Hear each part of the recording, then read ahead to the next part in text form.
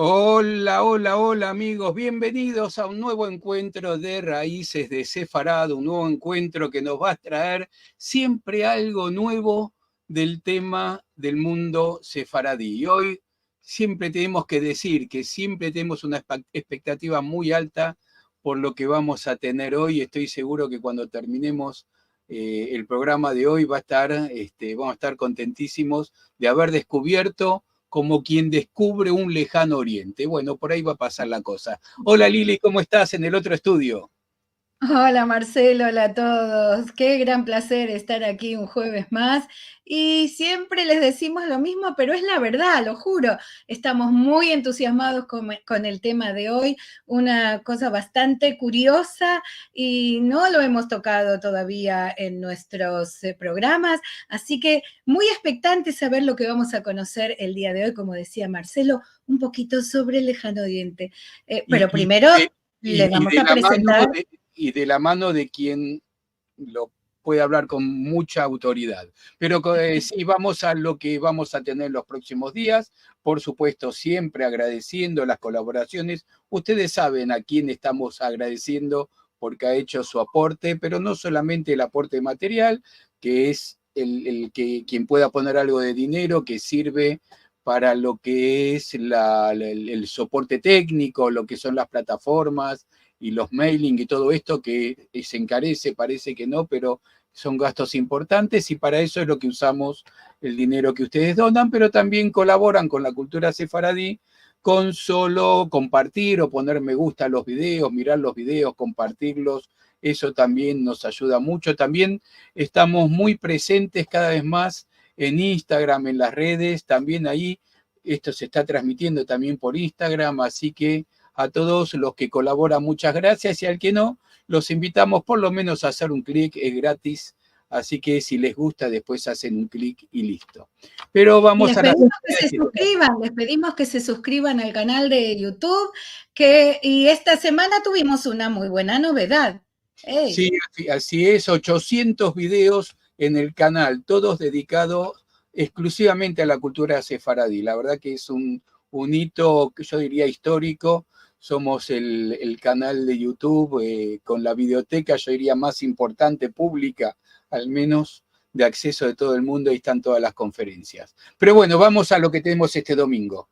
Bien, este domingo en nuestro programa Encontros de Al-Had hablaremos en casa, un nuevo proyecto para ayudarte a hablar ladino en casa, o más ladino en casa, si ya lo hablan, con Jay Kojenak, que representa a la Federación Sefaradí de Palm Beach, y con Julia Peck, su invitada. Ella tiene este proyecto que lleva adelante con algunos compañeros y nos va a contar ¿cómo podemos hacer para hablar en casa en ladino, en judeo español?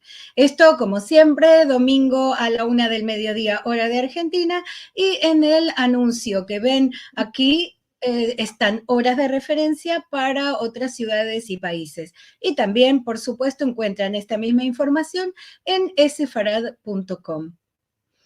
Para el próximo jueves tenemos también un tema muy interesante que estuvo en la prensa las semanas atrás, Centro de Documentación Estudio Moisés de León, los libros sefaradíes y la memoria. Vamos a hablar de una colección de libros en Madrid. Esto será con Itzhak Ben Abraham, investigador y divulgador de la historia y la cultura sefaradí, como siempre, jueves en este mismo horario. Y hoy, aquí llegó, vamos a develar qué es lo que tenemos hoy. China y el lejano oriente en el relato de Benjamín de Tudela, con nuestro invitado de hoy, José Ramón Magdalena Nomdedeu. Y les vamos a contar un poquito quién es nuestro invitado. Él es originario de Castellón de la Plana, es historiador y hebraísta. Estudió filosofía y letras y hebraística. Vinculado desde 1985 al Departamento de Filología Hebrea de la Universidad de Barcelona, se jubiló de catedrático en 2017. Es autor de libros y artículos sobre historia de los judíos de los reinos cristianos bajo medievales de Sefarad, Aragón, Valencia y Navarra, así como traductor de textos de viajeros y peregrinos judíos a Jerusalén. Y le damos la bienvenida. Hola, Hola, buenas José noches. Ramón. Hola, buenas noches a todos. Gracias, Liliana, gracias, Marcelo. Y, en Y- fin, y y gracias a todos Estamos cuantos están. muy contentos de tenerte aquí, y más que contentos, honrados, conociendo tus estudios, tus conocimientos, así que estamos contentísimos y agradecidos que estés con nosotros. Así que bueno, uno cuando busca a Benjamín de Tudela, siempre en el mejor de los casos está el cercano Oriente, el Medio Oriente y poco más allá, pero nos vas a hablar de mucho más allá que eso, de la otra punta de Asia. Sí, hablaré un poco porque hablaré primero de Benjamín y de la Ujú, trayectoria ujú, textual de lo que sabemos, lo poco que sabemos de Benjamín, porque ciertamente su ficha policial dice muy poquitas cosas, se sabe muy poco.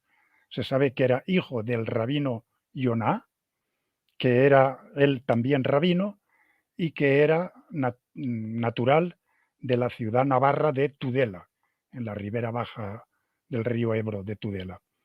Luego nos ha quedado una serie de manuscritos donde se contienen sus apuntes, sus relatos, con añadidos de otras plumas y de otros refactores, de otros eh,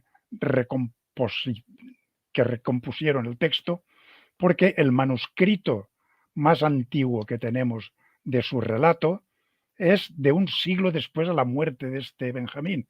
Benjamín, Ah, sí, fíjate, Benjamín parece ser que regresa de su viaje de muchos años otra vez a territorio hispánico, a su Tudela natal, pero y muere a finales del siglo XII.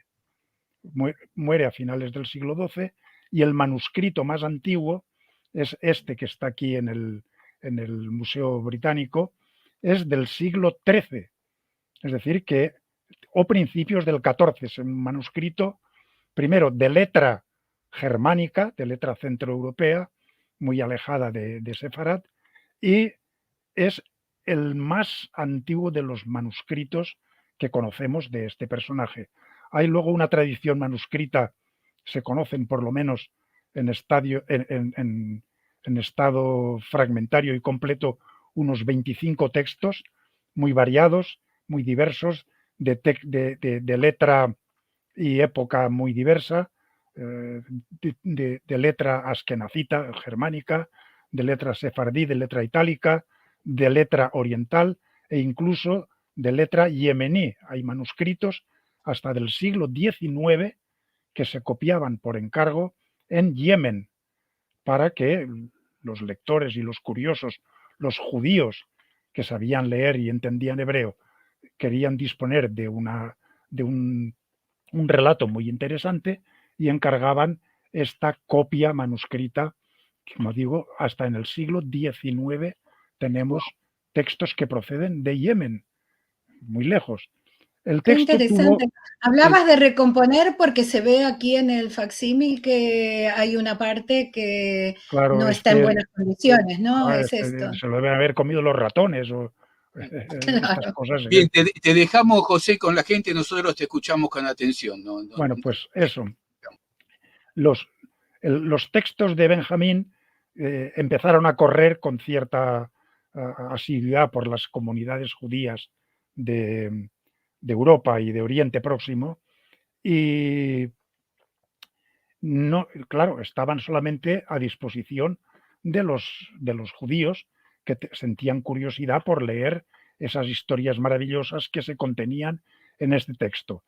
Es a partir del siglo XVI, creo que es el 1575, que aparece la primera edición impresa a cargo de un judío impresor de Istambul, de Soncino, y este texto empieza ya a circular como libro más barato y de más fácil acceso. Y curiosamente lo conoció un hebraísta cristiano católico español de Extremadura, don Benito Arias Montano, que era un gran sabio, conocedor de la lengua hebrea y de la literatura rabínica, y se tomó la molestia de traducirlo al latín en el siglo XVI. Este libro, Itinerarium Beniamini Tutelensis, etcétera, etcétera, tiene un título larguísimo, creo que es del 1500, no estoy seguro, también de finales del siglo XVI. A partir de ahí, a partir de este texto latino, claro, empiezan a conocerlo los cristianos que no saben hebreo, pero sí saben latín. Es un texto muy corrupto, con muchos errores, pero a partir de ahí se empieza a traducir a muchas lenguas.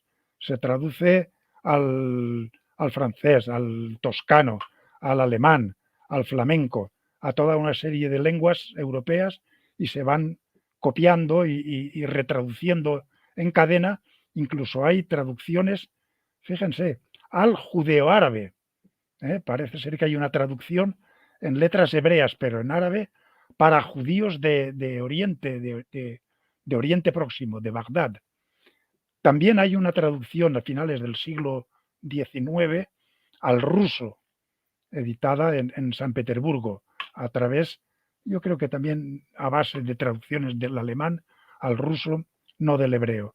Y finalmente faltaba una traducción al español. No había traducciones al español hasta que un hebraísta y latinista y romanista catalán de la Universidad de Barcelona, luego se marchó a Irlanda, pero este señor realizó su tesis doctoral en el 1918 y en el 1919, publicó un texto, una recopilación textual de los manuscritos y ediciones hebreas y una traducción a la lengua española. Este era don Ignacio Agustín González Llobera.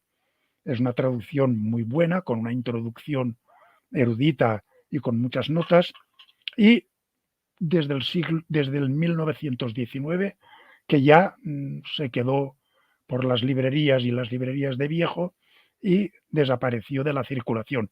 Ya era muy difícil acceder a este libro hasta que un gran amigo mío, editor, un benemérito editor de libros de judaica y hebraica, Rafael Vázquez, es mi hermano y mi padre a la vez, es una magnífica persona, me incentivó a que yo realizase una nueva traducción del libro de viajes de Benjamín de Tudela.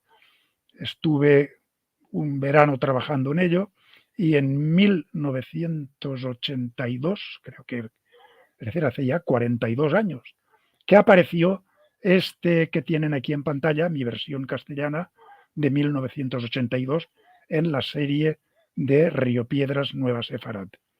Aquí yo utilicé un texto hebreo muy bueno de un rabino londinense, un tal Adler, que tiene una edición crítica magnífica. Tiene también una traducción al inglés muy buena, que me sirvió de mucho también. Y a partir de ahí yo traduje de nuevo el libro de viajes de Benjamín de Tudela. Un librito que ha tenido su éxito. La verdad que han pasado los años, pero el Benjamín de Tudela, mi versión y edición, ha ido corriendo, se ha ido multiplicando. Luego el libro pasó a otra editorial por jubilación de Rafael Vázquez y sigue publicándose y editándose, pero también hubo en el año 1992, hubo una aventura bibliográfica a cargo del gobierno de Navarra y se editó el texto de Adler en hebreo, mi traducción castellana y a través de mi traducción castellana, un sabio vasco, el doctor Quintana, hizo una traducción al euskera, al vasco. Es decir, que ahí contamos también con una edición euskera vasca que salió en una trilogía del libro de viajes de Benjamín de Tudela, el Sefer Masaot en hebreo y la versión vasca, euskalduna, de este texto. Y nada, esto ha ido funcionando y ha ido multiplicándose.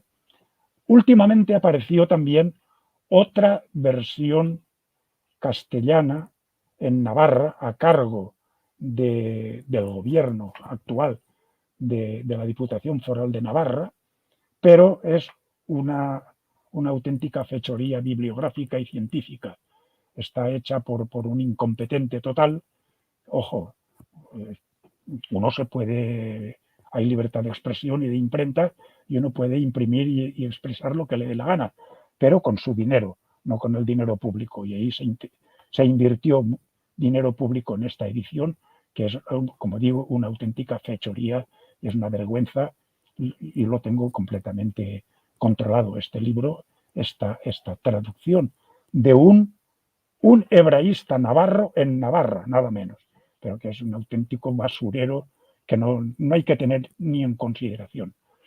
Pero bueno, dicho esto, continúo con la última traducción que tenemos del Benjamín de Tudela a cargo de un antiguo alumno mío, profesor Manel Forcano, al catalán. Es decir, que también tenemos una traducción muy bonita, muy bien lingüísticamente y estilísticamente muy lograda, de Manel Forcano. Tengo aquí el librito, el llibre de viatges de Benjamí de Tudela, de este conocido y exalumno mío.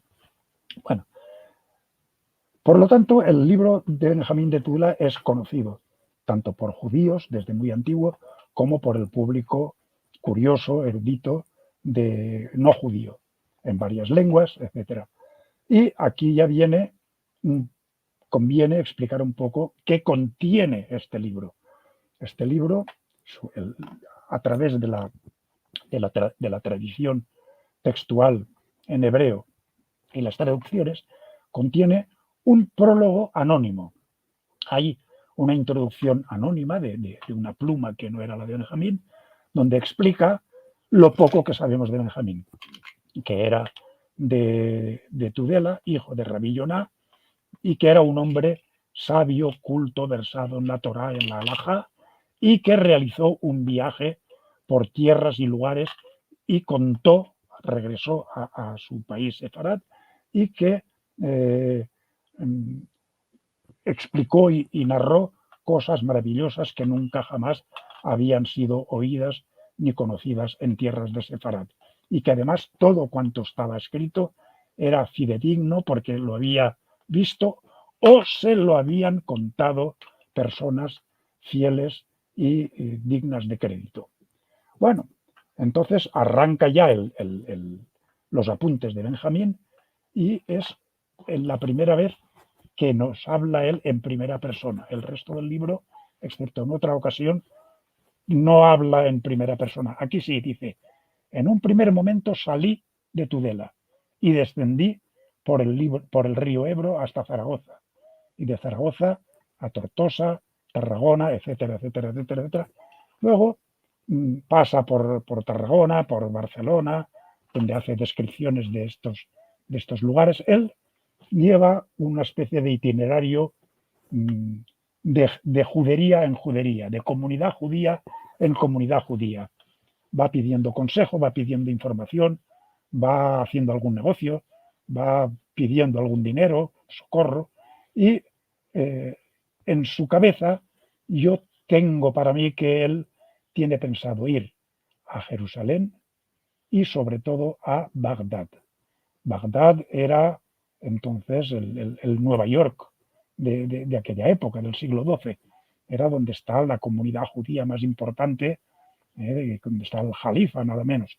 Y entonces él va pasando de comunidad en comunidad, pasa a Francia, pasa a Marsella, de Marsella pasa a Génova, luego se mete por la bota italiana, llega por Roma, por Salerno, después cruza el Adriático, llega a Corfú y ya se mete en territorio de dominio bizantino, ortodoxo griego. Abandona el territorio de cristianos católicos y se mete en territorio ortodoxo griego. Y allí llega de comunidad en comunidad, Salónica, hasta que llega a Istambul, a Constantinopla. Entonces todavía no se llamaba Istambul. En Constantinopla nos habla de las maravillas y las riquezas de la población del emperador, del palacio, y también de los judíos que viven en el barrio de Pera, viven a la otra parte del Cuerno de Oro, y también da una referencia no solamente de los judíos rabínicos, sino también de la comunidad caraítica, de los caraítas, que parece ser no se llevan muy bien. Aquí en este mapita se ve a la otra parte del Cuerno de Oro, que es este golfito que hay aquí arriba a la mano izquierda. La parte del sur, eso es Constantinopla, y la parte de arriba es el barrio de Pera. Bueno, abandona el territorio bizantino y ya llega a la costa de Siria, va bajando y ya entra por Líbano hasta entrar en tierras, en Eretz Israel, que es el reino latino de los cruzados. Entra por Aco, por San Juan de Acre, Haifa, llega también a Jerusalén, y en Jerusalén también da una visión de lo que él ve allí, de los cristianos y los caballeros templarios, los caballeros hospitalarios, las iglesias, la iglesia del Santo Sepulcro. Y aquí vuelve otra vez a contarnos, si no él, alguien que le da la información, de la tumba de los reyes de Israel. La tumba de los reyes apareció cuando el patriarca cristiano ordena organizar y rehacer una iglesia. Hay una serie de trabajadores judíos, de albañiles y obreros judíos, que van retirando piedras y dos de ellos descubren un hueco, descubren una cueva, una caverna, y se introducen para ver qué hay y descubren allí que hay unas columnas de plata y de oro y unos cetros y unas tumbas que son las tumbas de los reyes de Israel. Entonces se entera el patriarca de que allí hay algo raro y pide a estos judíos que entren y se niegan a entrar porque dicen que no, que habían oído unas voces muy que les causaba terror, que no tenían miedo, no querían entrar porque algo malo debía haber allí. Entonces el patriarca ordenó cerrar esta cueva y decía Benjamín: todo esto me lo contó a mí el rabino fulano, que se lo habían contado los funcionarios del patriarca cristiano. O sea, un rabino que le cuenta a Benjamín: me lo contó a mí. Es la segunda y última vez que aparece la primera persona en este relato. Bueno, abandona Jerusalén, sube por Galilea, llega a Damasco y ya conecta con los valles del Tigris y el Éufrates y pasa por Damasco, y llega un momento que pasa por Nínive hasta que llega a Bagdad. Bagdad es ya, como digo, la gran ciudad próspera, con toda suerte de riquezas. Está la figura importantísima del jalifa, que, ojo, el jalifa es un hombre piadoso, culto, que conoce también la lengua de Moisés, el hebreo, y que estudia la Torá. Es un hombre que vive recluido en su palacio, pero que tiene gran amistad con otro personaje conspicuo de la comunidad judía de Bagdad, que es el exilarca, el Rosh Agolá, el caudillo del exilio. Y este exilarca es el que tiene control sobre todas las academias rabínicas, sobre todos los rabinos, el que nombra a sus emisarios para toda, y tiene jurisdicción sobre todos los judíos de los dominios del jalifa. El jalifa también, cuenta Benjamín, es un hombre muy caritativo y nos explica un detalle muy curioso. Dice que en verano la gente en Bagdad, debido al mucho calor, enloquece. Surgen muchos problemas mentales, la gente se vuelve loca y entonces son recluidos estos orates, estos dementes, en un Dar al-Maristán, una especie de hospital, de manicomio, y allí son amarrados con cables y cadenas, se les da medicina, se calman, y cuando pasa el calor y ellos recuperan sus cabales, entonces los sueltan y se van a sus casas tan tranquilamente. Y todo eso a cargo del dinero del propio Jalifa. Bueno, allí por Mesopotamia, por Bagdad, por las tierras del imperio islámico oriental, él visita las tumbas de Ezequiel y ve también una figurat que es la Torre de Babel, según él, que de hecho es una pirámide escalonada, pero que a él le parece que son los restos de la famosa Torre de Babel de la Biblia. En fin, parece ser que a partir de ahí Benjamín, por lo menos según cuentan los manuscritos, los textos hebreos de los manuscritos, bajó hasta las orillas del Golfo Pérsico, del Golfo Arábigo, y se instaló en la ciudad de Basora, de Basra, y allí debió escuchar, por lo que se ve, debió escuchar muchas historias y muchas fantasías y muchas verdades, y él se mezcla todo, o lo mezclan los que luego añadieron estas morcillas literarias en el texto de Benjamín, y es cuando empieza a dar alguna señal de territorios muy lejanos, del lejano oriente, que seguramente nunca visitó Benjamín. Muchas veces se ha querido comparar a Benjamín de Tudela con Marco Polo. No tiene nada que ver. Ni Marco Polo con Benjamín, ni Benjamín con Marco Polo.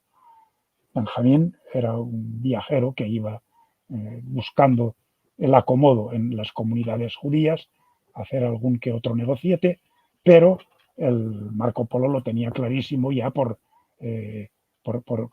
historias anteriores y por viajes anteriores de su padre, que tenían que ir directamente a pactar con el emperador. Y allí los años, y es una historia completamente diferente.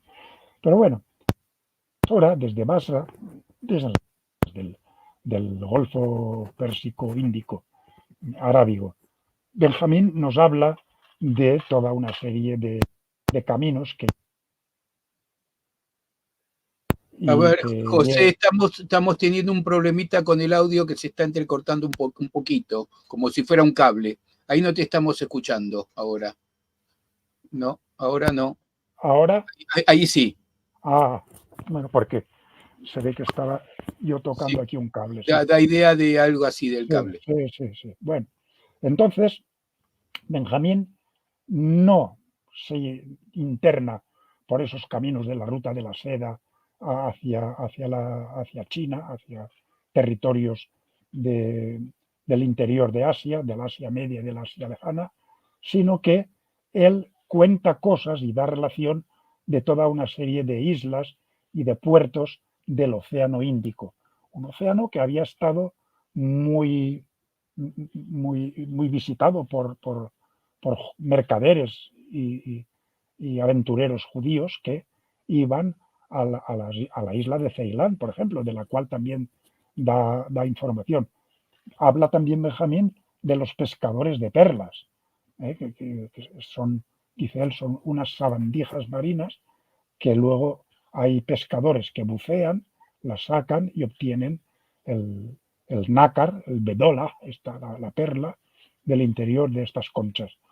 También nos habla de los adoradores del fuego, que son unos embaucadores que lo que hacen es, cuando hay son paganos, no son judíos, son gente bárbara, que lo que tienen unos sacerdotes que engañan a la población. Cuando un patriarca de una familia muere, todos los miembros de la familia se tienen que inmolar en unas piras, en unas hogueras, pero los sacerdotes se quedan con el patrimonio y las riquezas de esta gente que muere. Otros habla de unos israelitas o judíos que conocen poco Talmud, conocen Torah, pero que además son de color negra, o sea, son de piel negra. Pero no se refiere a los falasha de Abisinia, sino a unas comunidades de las islas del Océano Índico. Más adelante, también aquí ya otra intrusión literaria muy curiosa, donde Benjamín, aquí lo tengo apuntado,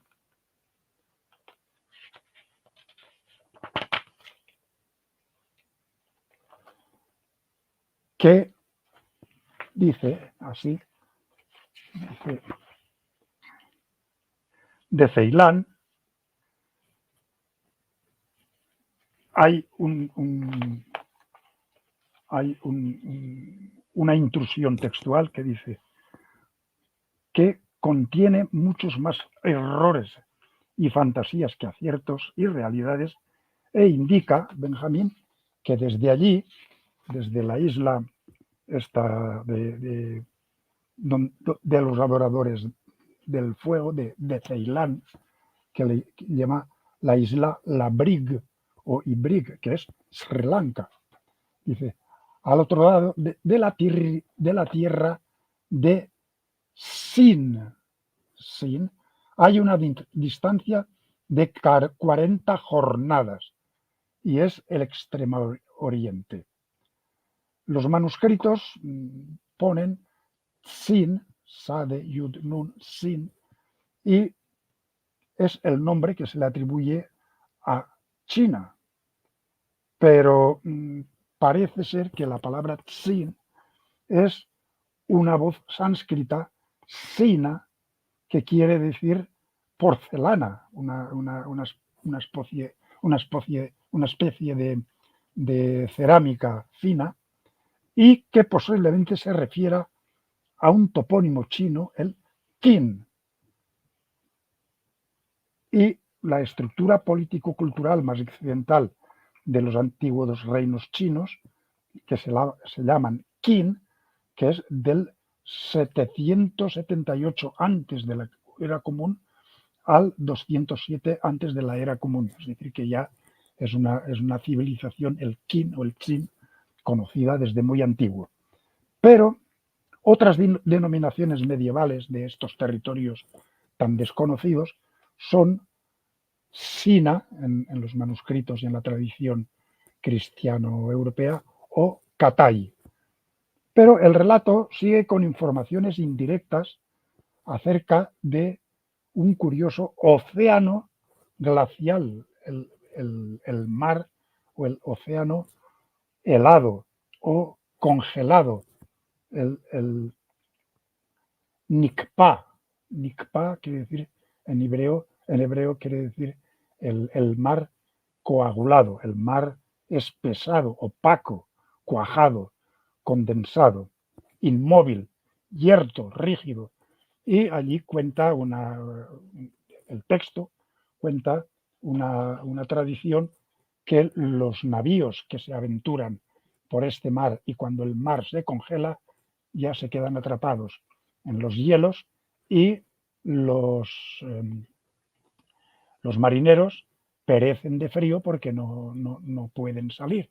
Pero que hay algunos, y ahí se cuenta otra tradición, que seguramente esto o lo escuchó Benjamín cuando estaba en el puerto de Basra o se añadió por otra mano, que algunos espabilados marineros llevan unos pellejos, unas pieles de carnero o de toro, se introducen, se cosen por dentro y cogen un cuchillo y entonces esperan la llegada de un águila gigantesca, es un pajarraco, que es el ruj, el grifo, y el grifo tal cual sale en estas letras en los manuscritos hebreos, el mítico grifo que, o el grifone, es una fantástica criatura y parece que resucita en la época medieval a la vez que cobra gran protagonismo y adquiere nuevas interpretaciones a lo largo y ancho de todo el panorama medieval. Un profesor mío, un sabio arabista ya fallecido de Barcelona, cuando estudió la traducción del Benjamín de Tudela, el grifo o ruj, él lo asocia a un Aepiornis maximus, que es un ave corredora parecido a un avestruz gigante de Madagascar actualmente extinguido. Se extinguió ya en el siglo XVIII. Dice, el texto de Benjamín es muy curioso porque dice, y lo voy a leer en extenso, hay quienes dicen que allí, en las latitudes de China, el mar está helado.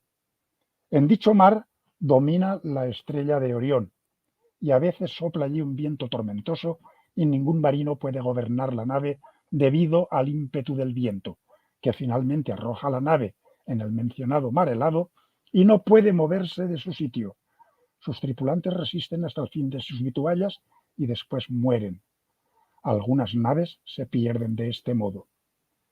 Pero algunas personas han aprendido un ardid para escaparse de ese mal lugar y toman pellejos de grandes reses y si les viene dicho viento y los arroja hacia el mar helado, uno toma el pellejo, se introduce en su interior provisto de un cuchillo en la mano, cose el pellejo para que no entre agua en él y se arroja él mismo en medio del mar helado.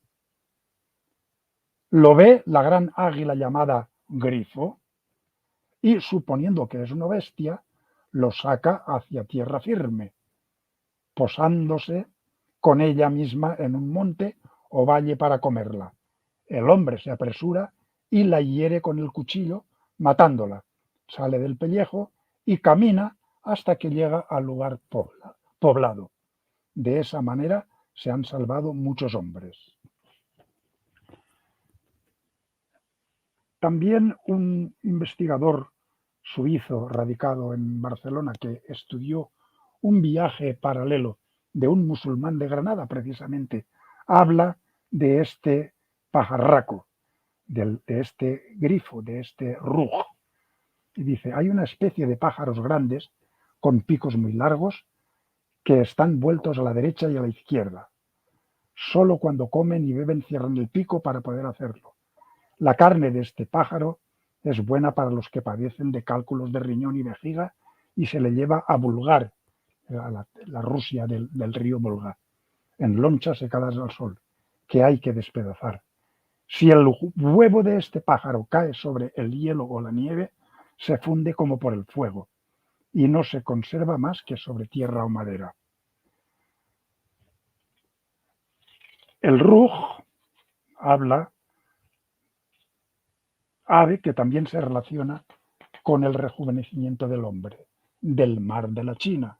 Es decir, que tanto los musulmanes que frecuentaban las costas de China como algunos judíos que se habían aventurado por aquellas latitudes tenían conocimiento de estas tradiciones y de estas fantasías. En fin, que el texto de Benjamín de China habla muy poco, porque tampoco es texto de Benjamín. Yo para mí tengo que eso es un añadido, una morcilla literaria de otra mano para ampliar un poco y amenizar el relato de lo que debió dejar Benjamín en sus anotaciones. Benjamín de Tudela, como digo, no llegó a pisar territorios de China. ¿Qué hizo Benjamín de Tudela o los que le añadieron estas intrusiones literarias? Pues, como digo, adornar un poco el texto, un texto ya árido de por sí, solamente en 2 o 3 ocasiones habla en primera persona y todo el resto ya son anotaciones muy, muy secas. Incluso cuando habla de Arabia, también parece ser que eso no es propio de Benjamín de Tudela, pero sí que empieza a recobrar un sabor y un tono mediterráneo, sefardí propiamente, cuando Benjamín llega a Egipto. Por dónde pasó a Egipto no se sabe, pero va siguiendo el valle del Nilo y llega a la Cairo antigua, Fustat, y allí conecta con las comunidades judías y caraítas del Cairo. Allí se tropieza con dos comunidades israelíticas de judíos rabínicos, los iraquín, los orientales, los que siguen la lectura de la Torá anual, como los de Irak y como los de Sefarad, y los samíin, los de Palestina, Siria, los de Damasco, que estos tardan 3 años en completar la lectura de la Torá en la sinagoga. Habla también de la crecida del Nilo, del nilómetro, de la riqueza agrícola que da las cosechas de gran variedad de productos agrícolas, la pesca de los peces que se quedan estancados en las balsas. Continúa Nilo abajo hasta llegar a Rashid, Rosetta, y de allí a Alejandría, la ciudad de los sabios alejandrinos. Describe el faro, claro, no se puede dejar en el tintero una descripción muy pintoresca de alguna historia que también le cuentan o que se incluye ahí, de cómo unos griegos consiguen emborrachar al farero, lo duermen y ellos rompen y destrozan los aparatos ópticos que permitían visualizar a los enemigos que llegaban a Alejandría, y desde allí ya se embarca, desde Damieta se embarca, y el texto, todos los textos de Benjamín dan una visión un poco rara ya, muy sesgada, del regreso de Benjamín de Tudela hacia Occidente. Llega, al cabo de unos cuantos días de navegación, a Sicilia, la Sicilia de los normandos, a Palermo, y allí describe con todo lujo de detalles la fastuosidad de los palacios y cómo los reyes y cómo los judíos de Palermo son protegidos por los reyes normandos. Llega al puerto de Trapani, y allí da una pequeña información sobre las pesquerías del coral de Trapani, pesquerías que estaban a cargo de pescadores, depredadores, claro, catalanes, que con unos ganchos iban, como se pescaba el coral hasta no hace mucho, con unos ganchos van fondeando y arrancando los bancos de coral. Este coral de Trapani luego se llevaba a Marsella, y en Marsella había unas familias de judíos coraleros que se dedicaban a secar y a pulir y a vender este exoesqueleto de esta planta, de este animalito, pues un animal del coral, muy apreciado en joyería y en bisuterías. Bueno, a partir de ahí, de Trapani, llega según el relato, claro, a la península italiana, y da un zigzag muy rápido para entrar en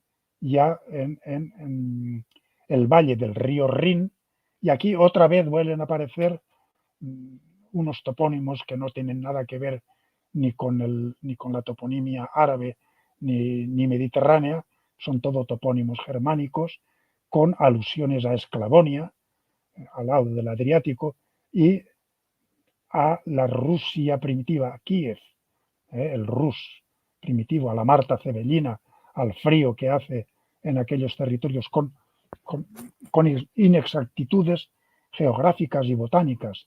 Es decir, que no hay que darle mucha credibilidad. Y después, todo lo que es el Valle del Rin, allí hay una ristra de comunidades judías que viven muy idílicamente, hasta que sigue caminando y por Auxerre llega a París, y allí se acaba el relato. Todos los manuscritos terminan el relato en París, cosa que es muy difícil de creer, pero así es lo que nos quedó con la tradición manuscrita literaria. ¿Cómo podría Benjamín llegar a Tudela? Yo considero que desde Sicilia lo propio sería haberse embarcado con unos catalanes y podría haber llegado a las costas de Valencia o de Tarragona y por el río Ebro, subiendo el río Ebro o subiendo el sistema montañoso ibérico hasta Zaragoza y Zaragoza remontando el Ebro hasta que llegaría a su Tudela natal. Pero eso falta por demostrar y sería cuestión de otra charla, de otra conversación y de otra especulación. En fin, que Benjamín, que quede claro, no puso sus pies en China. Todas las informaciones que hay sobre China son muy opacas, muy veladas, muy confusas, muy turbias, y tanto cuando se refiere a Samarcanda, cuando se refiere al Tíbet, cuando se refiere a ese Xin, a esa China, parece ser que esto es fantasía de los que ampliaron o que adornaron con añadidos literarios el texto de Benjamín, y lo dejamos que Benjamín llegó, eso sí es cierto, llegó, porque lo describe con todo lujo de detalles, a territorio del Jalifa de Bagdad. La comunidad de Bagdad para él era el objetivo, si no el primero después de Jerusalén, el más importante. Y claro, hay que darse cuenta también las grandes capitales que él va visitando, nada menos que Roma y luego Bizancio, Constantinopla, claro que pasa por Jerusalén, no lo puede omitir, y sobre todo Damasco y Bagdad. Por lo tanto, cuando se hable de Benjamín de Tudela y se ponga en comparación, en parangón con Marco Polo, esto hay que descartarlo porque no tiene pies ni cabeza, no tiene base ni documental ni científica lo que algunos han querido proponer.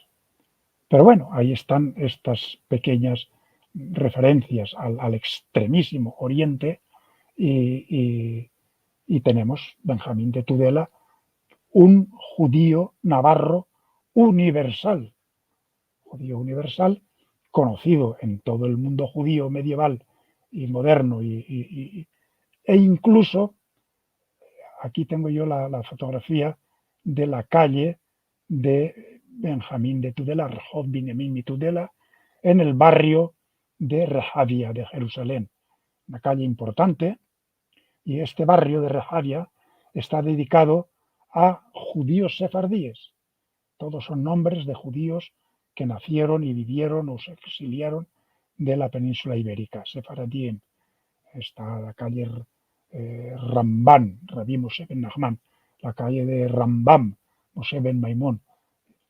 Pero hay una calle que antes estaba dedicada a nada menos que a Yehudá Aleví, pero hubo un alcalde ashkenazí de Jerusalén que en un arrebato de soberbia retiró el nombre de Yehudá Aleví y se puso el suyo como el nombre de esta calle. Pero bueno, estas son cosas que a veces uno no puede evitar. Aquí hay la última diapositiva, es un cuadrito, una recreación de cómo pudo ser Benjamín de Tudela según un pintor tudelano, José Serrano. Personaje ahí va con el bastón y con el cuadernito donde él tomaría sus apuntes y sus recuerdos y sus vivencias y lo que le contaron y lo que vio. Pues nada, esto, Benjamín de Tudela, da para mucho y se podría estar hablando horas y horas y horas y horas, y yo ya les aviso que soy peligroso hablando, porque a ver si no, ha sido fantástico, José, pero, realmente. Mira, Has hecho que viajemos. 51 minutos. Bueno, ya está. Bien. Está muy bien.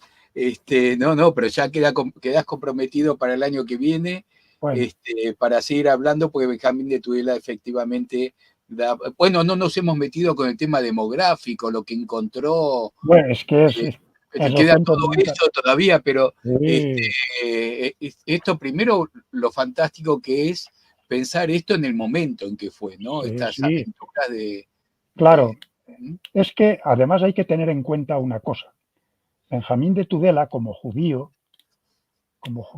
viaja con un pasaporte especial que es la judeidad, el ser judío. Los judíos, hasta el 14 de mayo del 48, no tenían soberanía. Han estado desde que destruyeron los romanos el templo y los dispersaron, hasta que Ben Gurión dio la crasá de la independencia, estaban a la buena voluntad de los señores, de los reyes, de los papas, de los emires, de los sultanes, que los acogían como, como propiedad. Los judíos eran propiedad, eran un rebaño que pertenecían al rey en España, en Castilla, en Aragón. Tenían algunos nobles o algunos monasterios, tenían el privilegio también de poseer judíos bajo su férula. ¿Qué pasa? Los judíos pagaban impuestos a los reyes y los reyes estaban encantados de tener a estas comunidades de judíos porque siempre les sacaban el correspondiente soborno, el impuesto, las exacciones, y ahora tienes que pagar tanto por el vino caser, y ahora tienes que pagar esto otro por el degüello de la carne caser, y ahora tienes que pagar esto por la protección de Semana Santa, de jueves, viernes y sábado santo. Esto también está. Las multas, porque también hay un apartado muy interesante en los judíos. En la península ibérica no eran mansos corderitos que estaban tranquilitos en su judería, tenían también su carácter bravo y eran pícaros y tenían su mala uva y se peleaban entre ellos, y ahí tenían que intervenir las autoridades cristianas a imponer multas, y estas multas eran un buen dividendo para el rey o el califa o el sultán o el emir o el arzobispo o el papa que los acogía en su jurisdicción. Y porque eran eso, eran unas propiedades. Pero cuando sale Benjamín de Tudela viajando con su pasaporte de judío, y mientras va por territorio cristiano católico, pues mira, se dedica a visitar las comunidades judías, que a su vez están bajo el control de las autoridades locales. Después pasa a jurisdicción cristiano ortodoxa griega, y después pasa a jurisdicción islámica, y también en Tierra Santa jurisdicción de los caballeros cristianos de la época de las cruzadas. Y, como decía mi profesor Jaime Weinert, el darcón, el pasaporte del judío era su religión. No hay otra. Como también el del católico, cuando viaja por territorio católico, pues el cura católico más o menos lo protege, o le saca las perras también, claro. Cuando pasa un católico a territorio cristiano ortodoxo griego, ya no es muy bien visto, pero bueno, no se le asesina. Pero cuando pasa, claro, y esto, viajar por estos territorios tan peligrosos y tan azarosos. Pues es verdad que el viaje de Benjamín de Tudela es un viaje audaz, es un viaje peligroso, absolutamente. Eso sí, lo que vemos que cada vez que ha pasado el tiempo, han aumentado sus audacias en leyendas, ¿no? En cosas agregadas de un recorrido que no tuvo, porque a todos nos llegan estas cosas, como decías, bueno, comparándolo con Marco Polo o llegando al Oriente, al lejano Oriente. Y entonces muchos no sabíamos que había agregados a sus cuadernos, a sus historias, a sus relatos y a sus registros que fueron sumamente interesantes y que tal vez no teníamos necesidad de agregarle más cosas porque fue un viaje realmente excepcional. Pero se ve que quien redactó o manipuló los apuntes que llevó Benjamín a su Tudela natal, le quiso dar un sabor más novelesco y entonces claro. metió allí, y para mí tengo que fue un judío askenazí, centroeuropeo, porque se nota el cambio tanto del estilo del hebreo como el tono, el olfato que tienes son fragmentos que chirrían, que no es el relato de Benjamín el que hubiera... Se nota el cambio de pluma. Se nota bastante, claro. sí. No pasa lo mismo claro, es que no tenemos el manuscrito autógrafo, porque sí que tenemos, por ejemplo, manuscritos autógrafos en primera persona de viajeros judíos italianos del siglo XV, como Mesulam de Volterra, o como Obadiah de Bartinoro, o como Mosè Básola y tantos otros, que estos sí explican, a mí me pasó, yo fui, yo conocí, y son manuscritos, además, autógrafos, no son copiados, son manuscritos del propio cuadernillo del viajero o del peregrino, sí. Pero bueno, esto es... Bueno, vamos, yo quiero ir a los comentarios y a los saludos, porque sí, para el final tengo guardada una pregunta que quiero hacerte que no tiene nada que ver con Benjamín de Tudela. Así que quiero dejar un poquito de tiempo. Sí, vamos a ver ahí saludos acá desde Colombia, de Adrián Toro Pinteros, saludando también desde Caracas, Alan Carciente, que dice que Rafael de Tudela es mencionado en un libro llamado Historia de los grandes viajes y los grandes viajeros de Julio Verne, con 12 páginas. Bueno. Pero no sé quién es Rafael de Tudela. No es Rafael de Tudela, no sé si quisiste decir Benjamín. Lili, ¿querés seguir con los comentarios como siempre? Sí, claro, Everardo Treviño Garza que nos dice saludos desde Monterrey, México, Tudela, Villa de Yehuda Leví y de Benjamín de Tudela, dos valiosas personalidades del pueblo sefaradí. Gracias por difundir este interesante tema. Gracias. Lucien Beraja dice, excelente relato, enhorabuena. ¿De dónde este señor? No dice, Lucien, bueno. si nos dices de dónde eres. Mostrame de nuevo el comentario, por favor. Lucien Beraja está en Brasil. Muy bien. Bueno, bien. Bueno, Moisés, del Centro de Moisés de León. Claro. Un placer escuchar al sabio José Ramón. Nos vemos el próximo jueves, porque claro, es nuestro disertante de la semana próxima. Muy bien. Adrián Toro Quintero, impecable exposición. Muchas gracias a todos y todas por permitirnos escuchar a tan notable erudito, autor de libros tan notables como el relato de viajes y epístolas de peregrinos judíos a Jerusalén. ¿Y este señor Nelson de dónde? De Colombia. Y Daniel Cavazos que nos dice, muy interesante charla, muchas gracias. No sabemos dónde es, tiene escrito en hebreo, quizás de Israel. Adrián, que vuelve a decir, voy a adquirir vuestra obra sobre los viajes de Benjamín de 1982. Tengo una edición facsimilar de la traducción de 1918 de don Ignacio González Lluvera, sí, pues que sí. la conserve. Acá corrige. Era Benjamín, no Rafael, se equivocó al escribir, Alan. Sí. Matías Wisniever, excelente, muchas gracias. Y Adrián, que nos vuelve a escribir, 1.000.000 de gracias por abrirnos las puertas del conocimiento en muy buena hora. Shabbat Shalom. Bueno, ahora yo te hago la pregunta, José.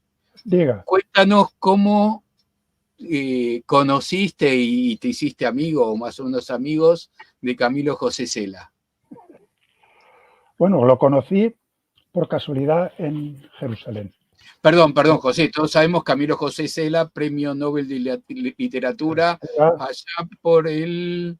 Y en el 89, por ahí. 80 y algo, 80, sí, fines de los 80, sí. Y era académico de la Real Academia Española de la Lengua y un novelista, un literato, un personaje con un carácter también muy especial, muy, muy suyo. Es un personaje muy poliédrico y muy serio y muy simpático también. Muy amigo de los amigos.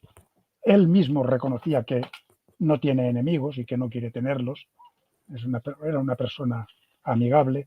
Y él, fíjate, curiosamente, don Camilo llegó a ostentar la presidencia de una asociación de amistad, creo que era Madrid-Israel o España-Israel, no recuerdo bien. Y lo invitaron a Jerusalén, a Israel, el Estado de Israel lo invitó y la comunidad israelí, la comunidad sefardí y oriental de Jerusalén, de la cual yo estaba muy vinculado, le organizó a él y a otro académico que fue con él a Israel, los invitaron a unas copas y a unos aperitivos en los locales de la comunidad sefardí y oriental de Jerusalén. Yo fui, estuve invitado y allí en un momento dado yo me lo llevé a un rincón y le hice un comentario sobre un libro que tiene don Camilo que es titulado Izas, Rabizas y Colipoterras, que es un catálogo de prostitutas, con todos los nombres que él tal, muy, muy divertido. Y lo de Rabiza, Iza, Rabiza, Colipoterra, yo le dije, mire, don Camilo, yo conozco una coplita sefardí, muy cachonda, muy verde, que dice, dijo el jajam a la rubisa, dice, a voltate que tengo prisa. Dice, la rubisa se voltó y el jajam se la encasó. Y dice, oh, esto es interesantísimo. Esto usted tiene bibliografía sobre el particular. Y digo, no, mire, esto es una cuestión de tradición oral. Yo no les sabría decir. Parece ser que esto funcionó en Esmirna, en Jerusalén, en Istambul. Es conocida, es una coplita conocida porque, en fin, los judíos también tienen su lado y su ángulo cachondo y erótico. Cosa que él antiguamente, unos años atrás, había escrito un artículo diciendo que la pudibundez en la manera de hablar de los registros castellanos que se debían quizá a los judíos o a los conversos, cosa que un judío sefardí francés le rebatió en un artículo en francés y dijo, ¿qué va? Nosotros los sefardíes también tenemos nuestras palabrotas y tenemos nuestros cuentos y nuestros chistes y nuestras historias. De pudibundez nada, ¿no? Dice, no somos un pueblo pudibundo, ¿no? Somos gente normal. Yo esto lo hablé también con mi maestro, el profesor Weinart, y digo, mire, yo tengo esto y puedo publicar, pero no quiero que luego la gente piense que yo soy antijudío o antisemita. Y dice, no haga caso. Dice, no haga caso, José Ramón. Dice, nosotros también tenemos nuestros asesinos y nuestras putas. Así me dijo, usted tranquilo que nadie le va a hacer caso. Y efectivamente. Luego tuve contacto epistolar con don Camilo y me mandó libros y estuvimos carteándonos hasta que ya desapareció, se murió y desapareció la amistad con el fallecimiento de este académico. Pero bueno, esto es gran historia. Una anécdota sí. para contar a los amigos. Gran anécdota, gran historia y bueno, y prestigiosa también al mismo tiempo. Sí, conservo sus libros dedicados y sus cartas, porque claro, Esto no es cualquier cosa. No, por Porque supuesto. sí. Son tesoros que uno puede Claro. apreciar, ¿no? Seguro. Pues sí. Bueno, Lili, que- satisfechos, Muy contentos. Hemos podido transmitir un poco de claridad a las historias de Benjamín de Tudela, que si siguen creciendo demasiado, habrá dado la vuelta al mundo un par de veces. Entonces, está muy bueno esto de saber hasta dónde llegó y hasta dónde no. Que muy bueno, como decíamos antes, audaz y peligroso fue su viaje para tener que agregarle tantas leyendas. José Ramón, muchísimas gracias. La verdad ha sido un lujo. A vuestro servicio para cuando queráis. Bien, bueno, nos vamos, José, nos vamos contándoles que el próximo domingo en nuestro programa Encontros de Al-Had tenemos, vamos a presentar Hablaremos en Casa, un nuevo proyecto para ayudarte a hablar más ladino en casa. Recordarles que este programa que tenemos los domingos es hablado en judeo-español, se entiende muy bien para los hablantes de castellano y por supuesto es un tesoro para los hablantes de ladino. Esto será con el Balabay, con el anfitrión Jay Kohenak, representando la Federación Sefaradí de Palm Beach, y su invitada será Julia Peck, una de las impulsoras de este proyecto. Para el próximo jueves los invitamos a conocer sobre el Centro de Documentación y Estudio Moisés de León, los libros sefaradíes y la memoria. Esto será con Itzhak Ben Abraham y será muy interesante también conocer sobre esta colección enorme de libros sefaradíes en Madrid. Y nos vamos entonces así, nos reencontramos en el próximo encuentro. Chau. Bye, bye. Adiós.